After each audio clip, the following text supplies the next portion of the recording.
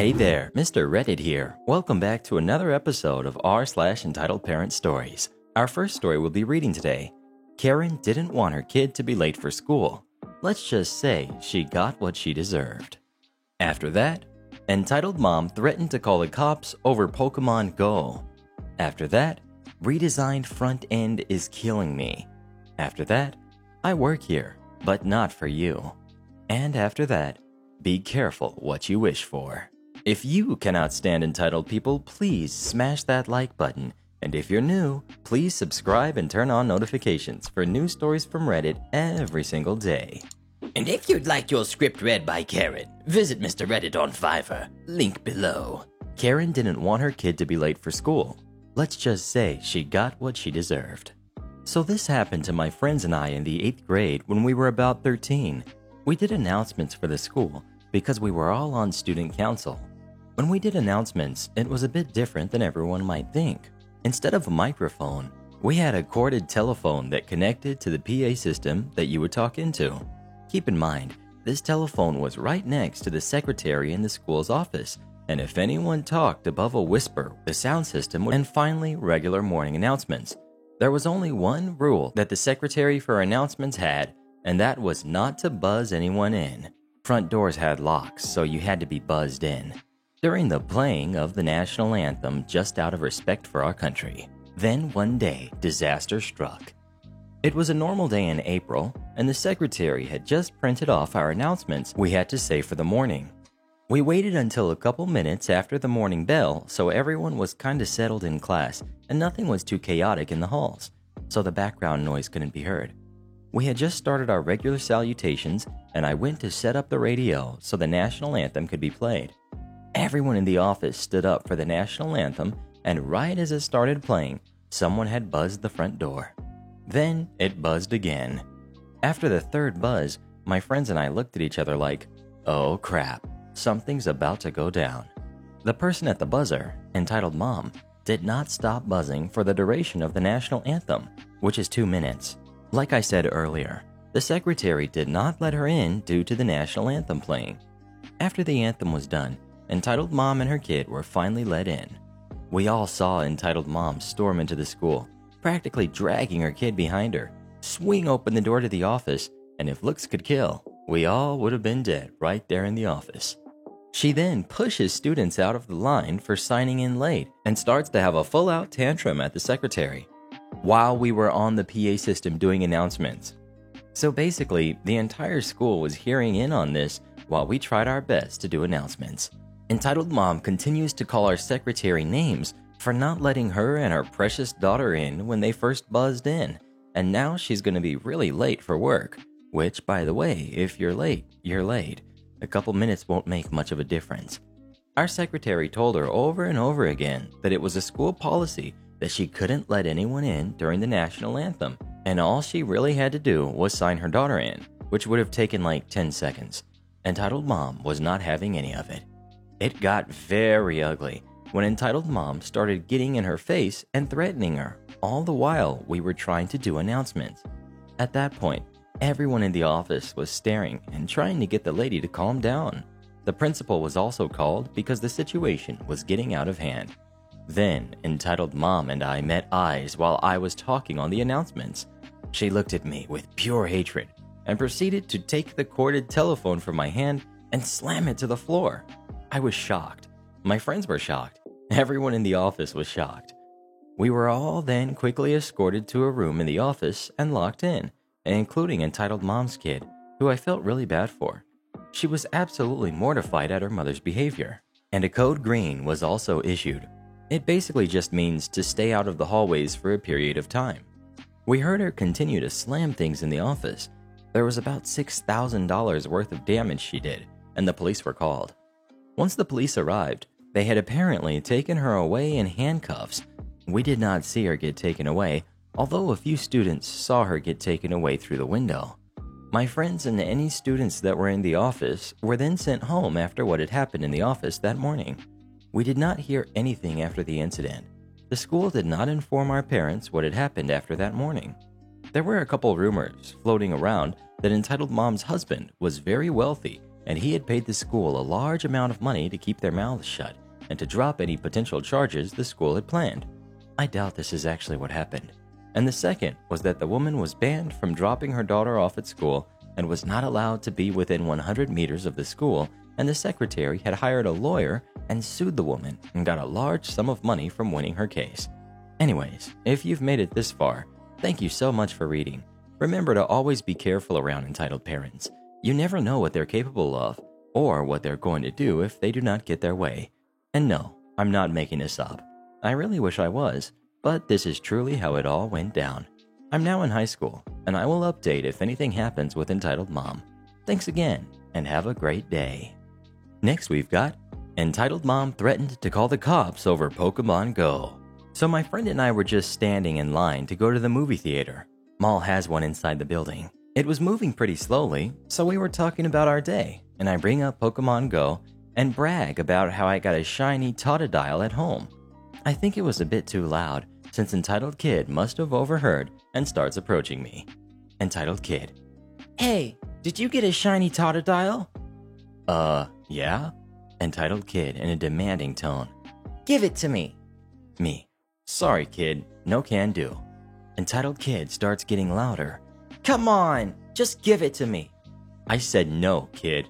Can you leave us alone?" Entitled Kid walks away while muttering something under his breath. Now, normally this would be the end of it, but it sadly does not. Me and friend go back to talking, unknowingly that the beast is lurking by. Around 2 or so minutes later, I get a tap on my shoulder and the classic, "Ahem." Me: I turn around. "Yeah?" At this point, I realized that I was probably dealing with one of those Karens that tries too hard to look young. Short Karen hair with obvious cheap highlights, yoga pants that barely hide her muffin top, fake designer bag, and a worn-out tank top with "His Queen" written on it that probably came from Wish.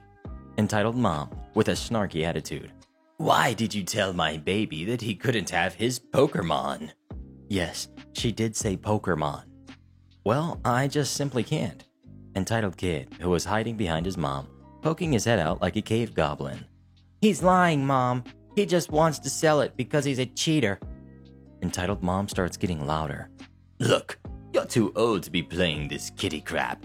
Just give him the thing already, you jerk." Me: "Listen, ma'am, I can't."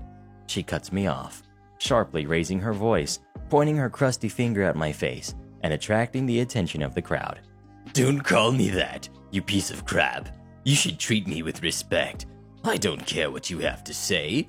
Just give it to Entitled Kid or I'm calling the police." Friend, getting tired of her BS: "Look, can you just shut up already, you old hag? Just leave us alone." Entitled Mom, dumbfounded that someone isn't taking her BS: "How dare you speak to me like that, you jerk? I'm having both of you arrested for harassing me and running a scam." Me: "Go ahead. You already made a jerk of yourself on camera." At this point, Entitled Mom might have realized that 1. A few people from the crowd were recording her on their phones. 2. There were security cameras recording all this. 3. Even if she did call the police, there would be eyewitnesses that would contradict her statements. At this point, a security guard comes in, asking what all the commotion is about. I don't know why, but she thought that she could try and lie to the security guard and have me and friend get in trouble. Boy, was she wrong. Security guard: "Ma'am, I've seen enough and know that you're lying here. I'm gonna ask you to leave them alone or I'll have to escort you out of the mall." Entitled Mom, realizing that she wasn't gonna get away with it, just went on a verbal rampage on the poor security guard who was just doing his job. Security guard just pulls out his walkie-talkie, and just seeing that made Entitled Mom bolt out of the mall, knocking Entitled Kid down and leaving him behind. We were all shocked to see this banshee running like Usain Bolt as she left her now crying goblin on the floor. Security guard, already being fed up with all this crap, just radioed the guards in the parking lot to be on the lookout. Tells us, "Another day in the job, another loony I gotta deal with." Me: "To go have fun now." After that, security guard takes the kid away, and we just continued on waiting in line. From what I've heard afterward, Entitled Mom got caught by the police trying to drive away from the mall with Entitled Kid still left behind. Apparently, she had a warrant for her arrest. Don't know what her charges were, but I'm just glad that I don't have to deal with her crap again for now. Next we've got redesigned front end is killing me. I work for a giant corporate retail home improvement hardware chain. Recently, they decided redesigning the entire front end from returns to checkout was a great idea.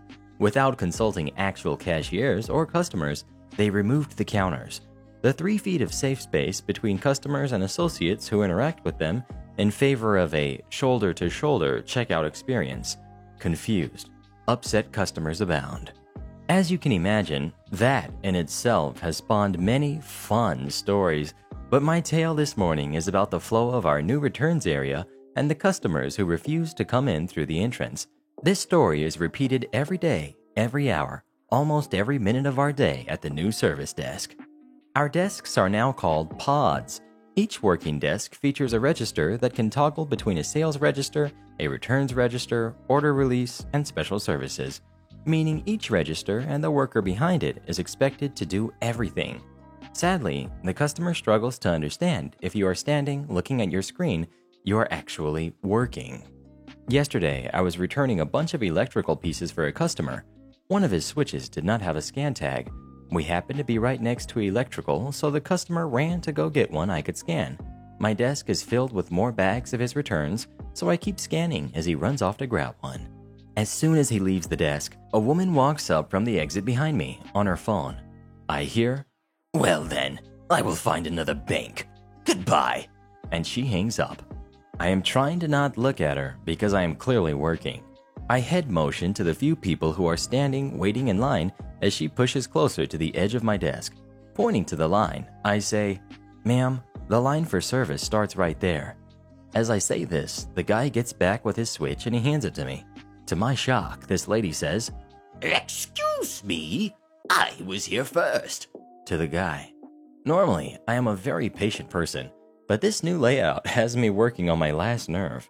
I calmly but firmly look directly at her and say, "Ma'am, I told you the line for service starts right there. There are people ahead of you. I was working with this gentleman before you walked up to my desk from the exit. The entrance starts right there." Her, "No, I was here first. I just hung up on a very important call. Had I known, I would have not hung up. Now I have to call them back." Me, "Ma'am, I suggest you call her back while you are waiting in line. I will get to you as soon as I can." Meanwhile, I am scanning returns the entire time. Her, "What is your name?" The poor guy is just standing there, looking totally confused, and I can see he's starting to feel protective of me, which happens a lot in retail when rude people attack service workers. He doesn't miss a beat and says to the lady, "Her name is right there. I guess that explains why you couldn't read the exit sign either." At this, she storms out of the entrance, pushing back through the people waiting while getting back on her phone. I'm not sure if she was calling the bank she hung up on or my manager, and don't care either way. Next we've got, I work here, but not for you. So I've worked for Company 2 for about 3 years, and our main job is putting down fancy-looking stone blocks for high-end commercial buildings. About 2 years ago, they moved me over to one of the local multi-million-pound house because they needed more manpower. The job was taken on by Company 1, and Company 2 was brought on as a contractor for the outer block work and tiles. Most of the work was finished when I started on that site, but the buyer was meticulous with pointing out problems, so most of the jobs we did were replacing old damaged stuff. The tolerance for all the block work was 1 millimeter, as per the contract that Company 1 signed. For anyone not familiar with construction, this is an insane tolerance to work around, and led to some hilarious stories, which maybe we'll talk about if people are interested. A little more context. Since this is a private building and technically a finished house, we didn't have hard hats, steel boots, or jackets on, so nothing to really identify ourselves. We basically know everyone on site by name. 2 years down the line, and I'm one of 2 people from Company 2 on the site. Enter the bigwigs. One of the main reasons why this job was going so wrong was the fact they had management for management's management. Stuff got so disconnected that the site management didn't even come down to look at what was going on, and they didn't know us. The directors of Company 1 came down to look at the job with some upper managers, presumably see how much longer this job was going to take. I was doing some grouting for a tile that I had just replaced when the boomers walk in and demanded I go clean up a mess in the other room. I presume they thought I was a laborer since I'm young looking and I had a brush in my hand. They walk off before I get a chance to say anything. I ignore them and carry on with my work, since it's not my job to clean up after anyone other than myself. 20 minutes later, I've moved on to a broken tile in the room they asked me to clean out when the boomers walk in on me. They straight look at me for 5 seconds, open mouth, while I move their equipment from one side of the room to the other. This is where the fun begins. We've got upper managers. We've got the director. We've got the supervisor. We've got the site manager and me. Director: what the heck are you doing? I asked you to go clean that crap up. Why the heck are you just moving it to the other side of the room? Are you being funny with me, kid? Do you even want a job?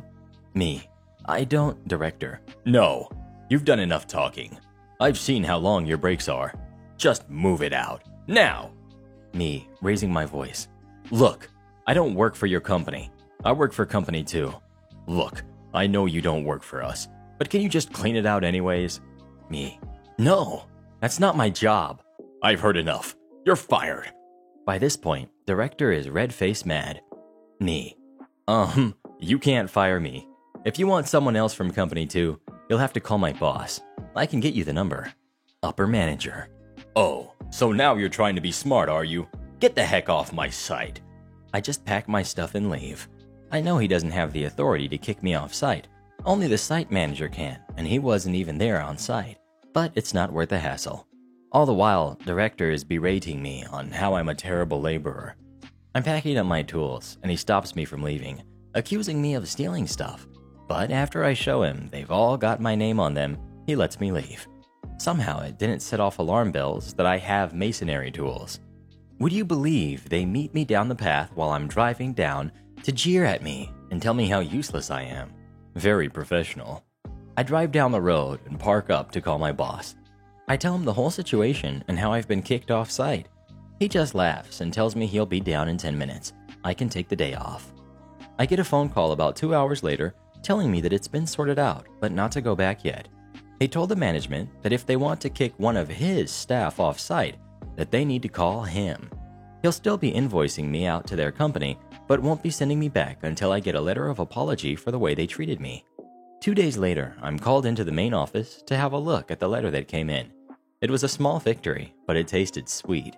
He gave me a copy to keep and framed his own. I started work that day and got an apology from the site manager and supervisor who assured me this won't happen again. Rumors started circulating, but nobody really knew what happened until I came back to tell them and showed them the letter. We laughed about it for a few weeks. Next we've got, be careful what you wish for. So I am a happily divorced dad of 2 beautiful kids, a 5-year-old girl and almost 4-year-old son. My ex and I met in my home state of Illinois.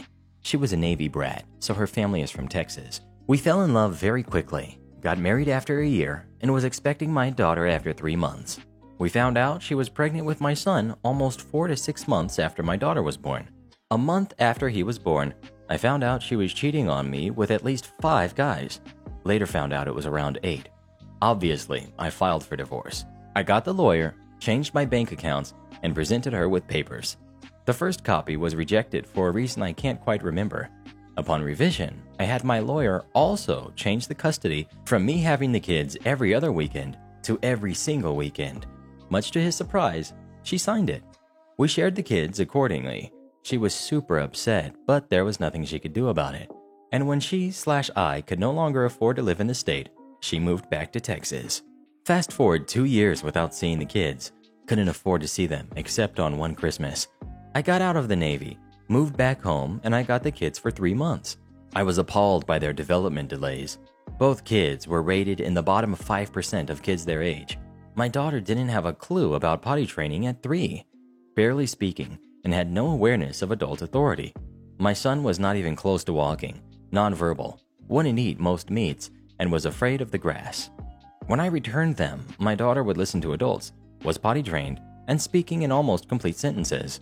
My son was walking, saying some words/hand signals, and eating a variety of different foods. I worked my butt off to get them there.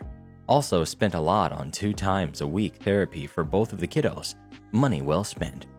Anyways, I stayed in Illinois for another 1.5 to 2 years, gathering up enough money to move to Texas. I had a little amount saved, but I started dating a girl who I came to find out was also wanting to move to Texas. So we pooled our money together and moved down. Almost done with background, guys. We got down to Texas and lived out of hotels for around a month. Found jobs, found a place and moved in. I work in a sales position in a large bulk type store, and my girlfriend works at a sandwich place. At this time, my ex and I are not going by the divorce decree custody days because of convenience. Well, a person ended up quitting the job and I had to take their hours. So my girlfriend got permission to bring my kids to her work. The general manager loves them. Well, they were being toddlers, and she texted a mutual friend of my ex and me asking if she could watch the kids for a few hours. They got sent to my ex. My ex and new hubby got upset, and they came to my work and chewed me out for saying that I need to take the kids' well-being more seriously. Roger that, jerks. Now I realize I messed up that day. I was not mad at what they said. I was mad at the fact that they did it in front of my trainee, a customer, and coworkers. Malicious compliance/revenge. During my setup phase, I was not paying my full child support, which was kind of them, but that ended because I was now taking things more seriously. The next morning, I talked to my boss, told him what happened, and informed him that I could not work at the time specified on my divorce decree because now that I am taking things seriously, I will now have the kids every weekend. I then transferred my ex the remainder of child support, informed her that she was right and I needed to take things more seriously. So I will be by after work to pick the kids up after work for my court-appointed custody. She was confused, but agreed. Then I called her on Friday evening to see if she has everything prepared for the weekend stay, medications for my son. She flipped out, saying they have plans all Saturday and church Sunday morning. She screamed, "Why the heck are you making these demands all of a sudden?" Well, I'm just taking the kids and our agreements more seriously.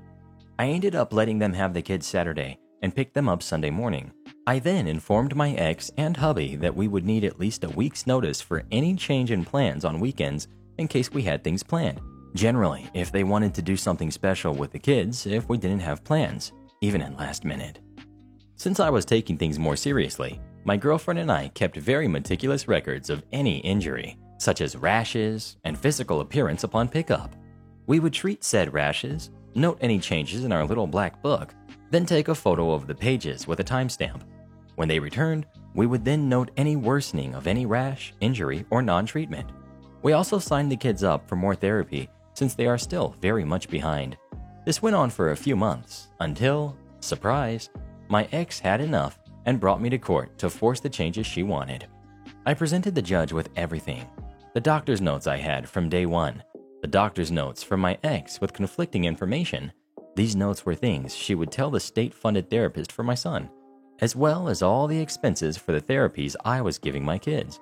Then I showed her our notes, the printed time-stamped photos, and the many times any rashes would be present or worse when we got the kids.